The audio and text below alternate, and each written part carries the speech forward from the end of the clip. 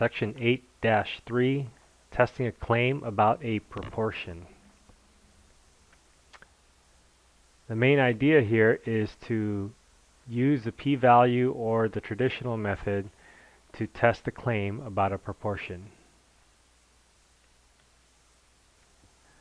Two common methods used for testing proportion is to use a normal distribution as an approximation, or to actually use the binomial probability distribution. We will be focused on using the normal distribution as an approximation. Here are the notation that we're going to need. N is going to be our sample size, or the number of trials. P hat is going to be the sample proportion, and that's given by X, the number of successes, divided by N, the number of trials.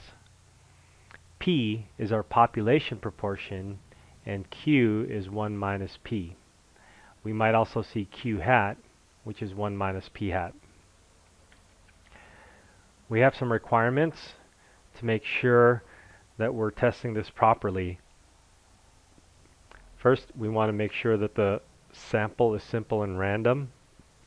Second, we want to make sure that the conditions for the binomial distributions are satisfied. And third, we want to make sure that n times p and n times q are both bigger than or equal to 5. That just guarantees that the sample size is large enough for us to be able to make an appropriate approximation. Our test statistic is given by this formula, p hat minus p divided by the square root of pq over n. We will be relying more on our calculators to find these test statistics and p-values.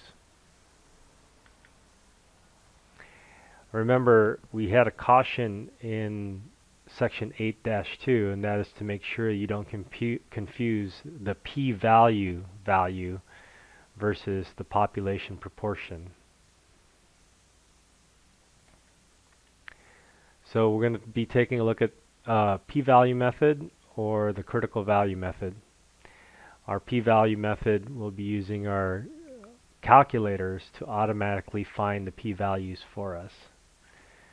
We can also use the calculators to find our test statistic, but if we don't have technology, finding the p-value could be quite difficult or more steps than needed. So generally, if you don't have your technology, you would use a critical value method. A confidence interval method is generally for two-tailed hypothesis tests. But we try to stay away from that when we're doing hypothesis tests because we have our own hypothesis test procedures.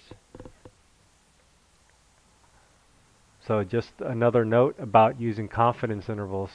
When we're doing hypothesis tests, a p-value method and a traditional method will give us the same result, but the confidence intervals may not.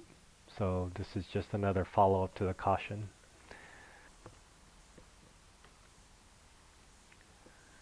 Let's do an example.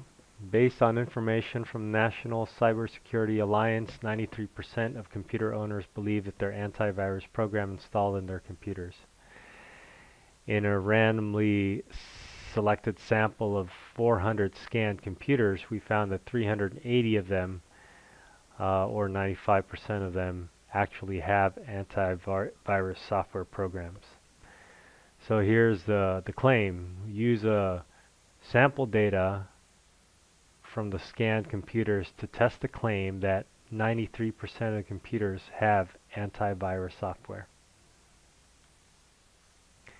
So a quick requirement check. N is equal to 400 and they're randomly selected, and we have two categories to choose from. Either a computer has antivirus or not, and there's a fixed number of trials, and so it satisfies our binomial distribution, and we have n times p and n times q are both bigger than or equal to 5. So here are the first three steps for our hypothesis test. We identify the claim and write it in math terms, P is equal to 0.93. The opposite of the claim is not equal to, P is not equal to 0.93, and so your null and alternative hypothesis will be established from there.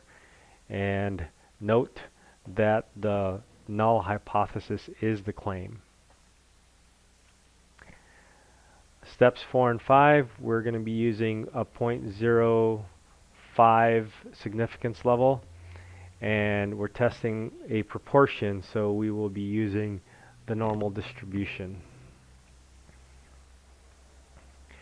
Now we take our calculators out, and we're going to find our test statistic and our p-value by going to one prop z-test.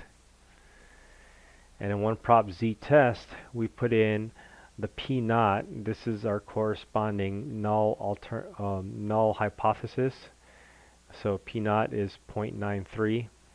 We have our x and our n, our number of successes divided by the total number. So that's 380 and 400. And then the proportion is not equal to our 0.93 value. That is our alternative hypothesis. So in the calculator, that second to the last row we're looking at is the symbol that we used for our alternative hypothesis. Now when we ask it to calculate, we're going to get our z test statistic and our p-value. Notice this is a PV. Our population parameter assumption is 0.93. That's different from the p-value that we got. So our PV is 0.117. So if we're using the p-value method, we would look at the p-value and say, oh, that's bigger than alpha, and so we're probably going to fail to reject the null hypothesis. If we're using the critical value method, we would look in the table or find, using inverse norm, find our critical values for 0.05 and split up into two tails. And our critical values would be plus and minus 0.196. And so we would draw the graph. We would shade in our critical region at 0.96 on the left and on the right, since it's a two-tail test. And then our test statistic is 1.57, and 1.57 does not fall into critical region. So in either case, we fail to reject the null hypothesis. So again, the p-value method, p-value is bigger than alpha, we fail to reject the null hypothesis, or the test statistic is not in the critical region, we fail to reject the null hypothesis. Same conclusion. So since we fail to reject the null hypothesis, we would write our conclusion in non-technical terms. There is not sufficient evidence to warrant the rejection of the claim that 93% of the computers have antivirus programs. And that's our example, and that's the end of our short discussion for section 8-3.